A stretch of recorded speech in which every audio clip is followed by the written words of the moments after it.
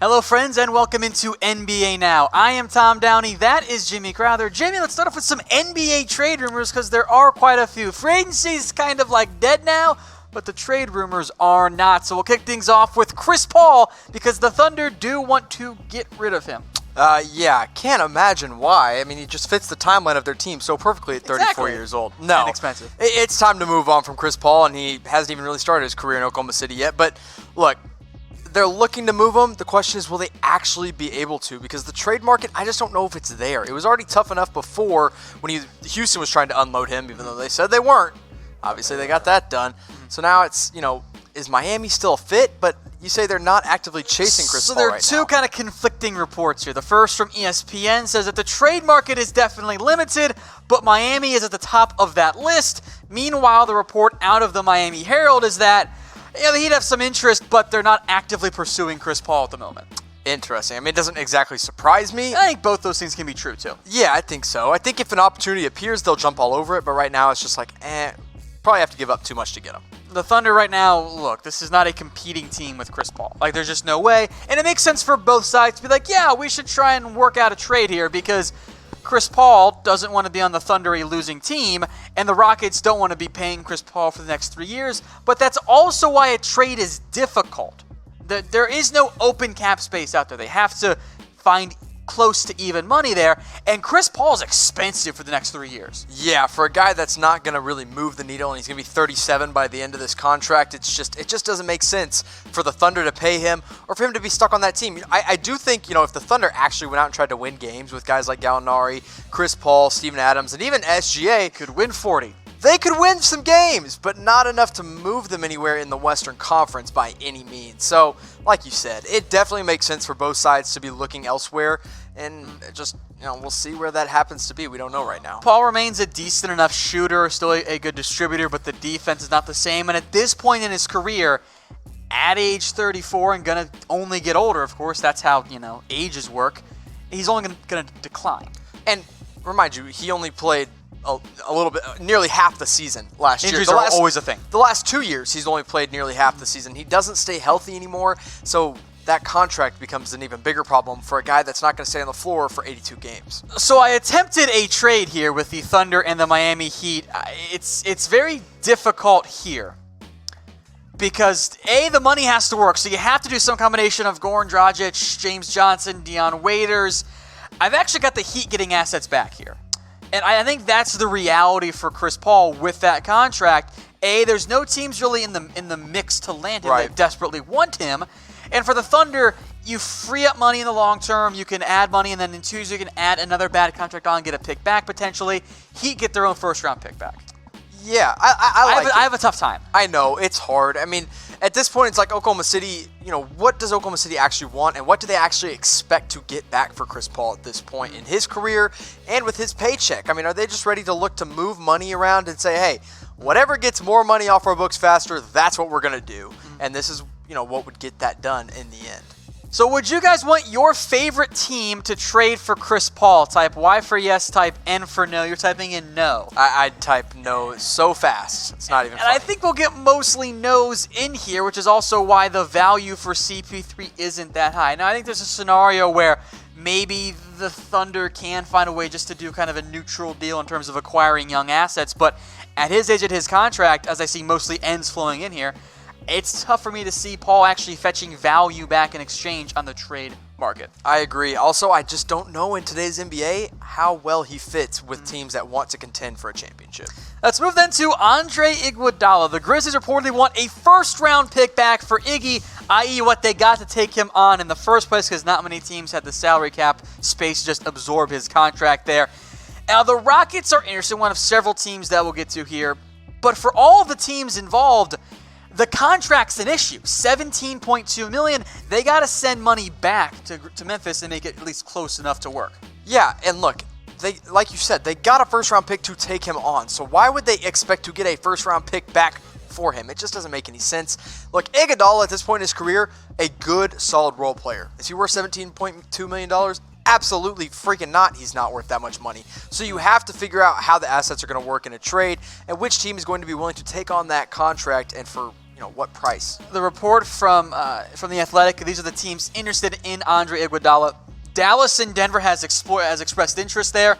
Those talks didn't get anywhere, in large part because of the asking price and the money also involved there. Both teams have to ship out money to make it even there. And the two teams that are, at least the report was, pushing hard, which I think feels like a bit of a inaccurate statement, because if they're pushing hard, it'd be done already. The Houston Rockets and then the LA Clippers, too. I actually like it both. I actually threw out Denver when this first kind of popped up, and we were like, nah, it's not actually going to happen. And they showed some interest, and I like that fit, but they're not trying that hard. The Mavericks apparently offered up Courtney Lee and a second-round pick. That didn't get it done. They said no almost immediately. And so now it's Houston and the Clippers. And now what the heck are they going to offer? It seems like everybody's just kind of staring at each other, waiting for somebody else to blink.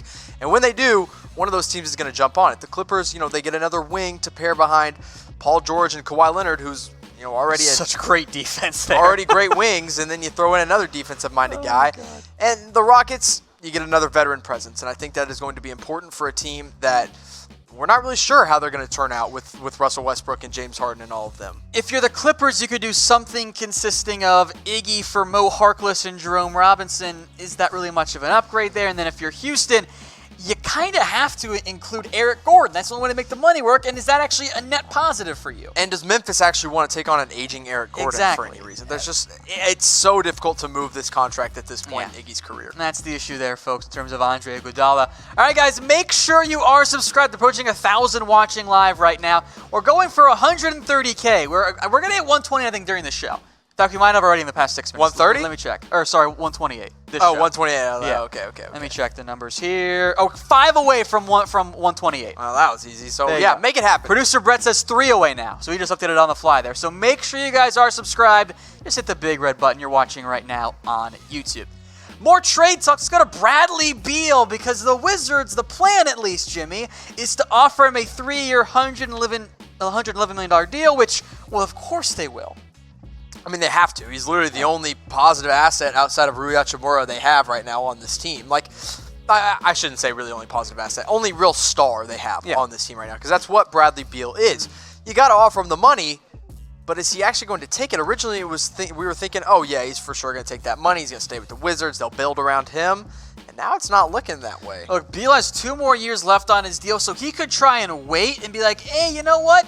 I'm going to see if I can't get that All-NBA team and find a way to get that Supermax extension, get myself some extra money. Or maybe he looks at the Wizards roster and goes, oh, wait, this is going to be a bottom 10 NBA team at best. Get me out of here. So the report from the Washington Post is that there is some growing belief around the NBA that at some point, Beal is not going to remain in D.C. And I think that makes some sense. The question really is, when does that happen? The Wizards, again, are in no rush to deal him away. And I wouldn't be either. Hold out, see how he plays this next year. See if you can get even more value for him around the trade deadline. Maybe next summer you pick up another draft pick, because, like you said, Wizards are going to be a top 10 in the lottery.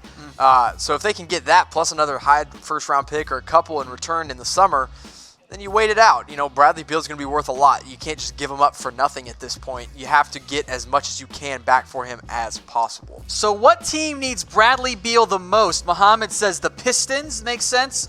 Someone Masters says the Mavs. I'm sure you would love that one there. I wouldn't hate it. GS Everything says the Heat. Let's see who else is flowing in there. Trent says the Jazz. Bailey says Charlotte. Charlotte could use anything they can get. That's true. Brandon Ayers says the Spurs there. Chris Jones says the Magic. Greg says the Knicks. Philly. Lots of Mavs in there. Several Heat as well. Here are the teams linked to Bradley Beal by the report from the Washington Post, and on the grounds that they had the combination of picks and or young players, which we'll break down why I don't always agree with that here. The 3 teams linked were the Nuggets, the Heat, and the Timberwolves. So, with that in mind, let's break down some potential trade packages here. First up for Minnesota. Also, at me, these are all my fault. All Tom. Full disclaimer, this is all Tom here. I had everyone else here in the office chime in. This is kind of like in that awkward stage of, it's close, but is it enough for either side? Yeah, who says no in this situation? Yeah, that's the tough thing. I mean, to me. Look, Culver is a great asset. I think he was number 6 pick in the draft for a reason. Wiggins is a good player. He's just not worth his contract. So it's like, is it worth it? And then there's Bradley Beal. I mean, it's so good for both teams, but it's also so hard for both teams, I think. It's a huge question mark on this one. My goal here was to find young player and a pick, really, for each of these, and Culver kind of becomes your pick because he was the first-round selection. Wiggins, maybe it's worth the gamble there in the end, you know? I think that could make some sense. Yeah. All right, the Miami Heat then, and we had producer Tad throw in some ideas here because we wanted to see what he thought because he is a Heat fan. Poor kid. I threw in Tyler Hero, Justice Winslow, and Kelly Olynyk. That works from a money perspective. Winslow's your young player, and Hero basically becomes your first-round pick. Yeah, I think this is pretty good haul for the Miami Heat. If Tyler Hero is 85% of what he was in Summer League, then he's going to be a pretty special player. Winslow is your point forward now, and he's become a three-point sniper. And look, Kelly Olynyk is Kelly Olynyk. Apparently, some Heat people actually really like Kelly Olynyk, so maybe the Wizards will too, alongside Hachimura. Maybe he's just a backup. Whatever he is, it's just to make the money work. I kind of are going almost in reverse order here of favorites to least favorite. This one, though, with the Denver Nuggets is my favorite one. I think it makes a lot of sense for both sides here. The Wizards get Gary Harris, Michael Porter Jr., Jared Vanderbilt, and a 2022 first-round pick because they can't trade away anyone's before that because of the Jeremy Grant deal. And Denver gets Bradley Beal. I mean, that's a pretty great deal. It's a really really good deal. Gary Harris is incredible. I love Gary Harris. Michael Porter Jr., we don't know exactly what he can be, but if the injuries aren't a problem, then I believe he'll be a good player in this league. Jared Vanderbilt, kind of a question mark, but a good young asset, and it's a first-round pick. And who knows what Denver will be in the 2021 season. Maybe they dip just a little bit, and that first-round pick goes up. Whatever it is, great deal. And then the Nuggets, you get Jamal Murray and Bradley Beal as your new backcourt with the Joker. That's and Gary Harris is 24, so he's still super young as well. Exactly. I think that becomes a really good squad there for Denver. Different type of question here. What's your favorite TV show? We'll give some shout-outs here in the comment section. Jimmy, what is yours? Do you watch TV? No, are we talking current or look, just ever? It could be. How about ever? It's Breaking Bad. Okay, Breaking Bad is my go-to. Yeah. What about you? Melody Thomas says Monk in there, by the way. I love Psych. Psych is my favorite TV show Can't of say all time. I know that. Oh, it's a fantastic show. Stop it, Mitch. Game of Thrones, Stranger Things, Family Guy, lots of monks in there. Stranger Things is good. If people who like Monk, you'll definitely like, and Suits, you'll definitely like Psych in there. The Office, almost forgot about that one. Always a good choice there. Big Bang Theory, some Drake and Josh, Always Sunny in Philadelphia. Have you watched that? I've watched parts of it. Not a huge fan. It's a great show. Absolutely great show. Batman, the animated series, also a great one as Naked and Afraid. Love it. Okay. Let's move then to the Cleveland Cavaliers. 2 notes on them here. They won't deal Kevin Love. Not the first time we've seen this report out of Cleveland here because the Cavs want picks and young players back in any trade because they don't think his contract is a negative asset. And teams are like, yeah, but he's coming off this injury. He's expensive and he's getting old. We're not going to give you picks and young players and contracts. That's not, no. Yeah. So it's an impasse. I don't know what they're going to get back from. Also, I'm not so sure Kevin Love wants to leave. I think he's kind of become content where he is in Cleveland. Maybe he plays this mentor type role, and he's getting paid. So, who really cares? Even though you're stuck in Cleveland. But, look, he's the best player on this team. If he's fully healthy, he's still, I think, an all-star, arguably. So, yeah, you can't just give him up for nothing. I mean, he's a double-double player on a consistent basis, and he's a stretch 4. So I like Kevin Love, but are you ever going to get equal value for him because of that contract? I don't know. I think that's the issue there in the end for the Cavs is they say, Kevin Love, it's not a bad contract. We're happy with it.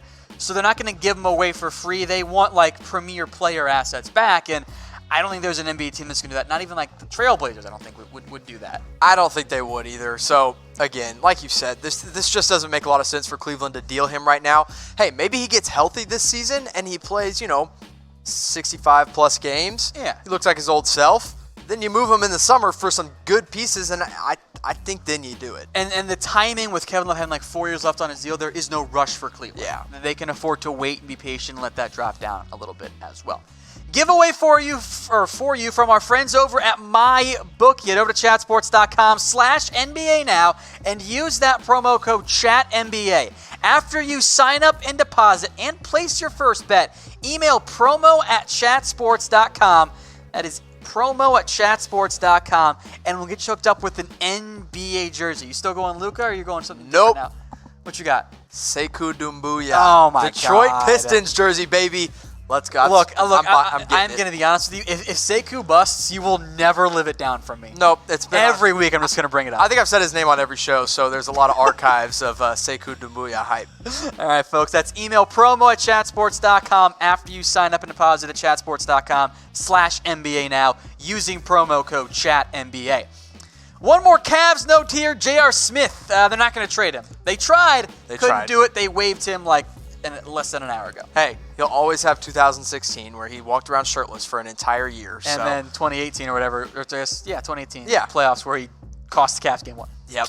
So, look, he's out of Cleveland now. I don't know where he ends up, but he's off their books, and I think that's ultimately what they needed to get done. The report from ESPN is that the Lakers are not a likely destination. So, which team will sign J.R. Smith then? I got a dark horse for you. Okay, give it to me because I can't think of it. Sixers. Ooh. They need more shooting. Ooh, that's I kind of JR. like it. All right, I'll jump on that bandwagon with you. Philadelphia for J.R. Smith. I like it. I see Bucks, Rockets, Mavs. You in? Yeah, sure. Let's just make it interesting. This offseason's been weird. Philly, Portland, Denver, Warriors. Keep those comments flowing, folks, Charlotte. down in the comments section.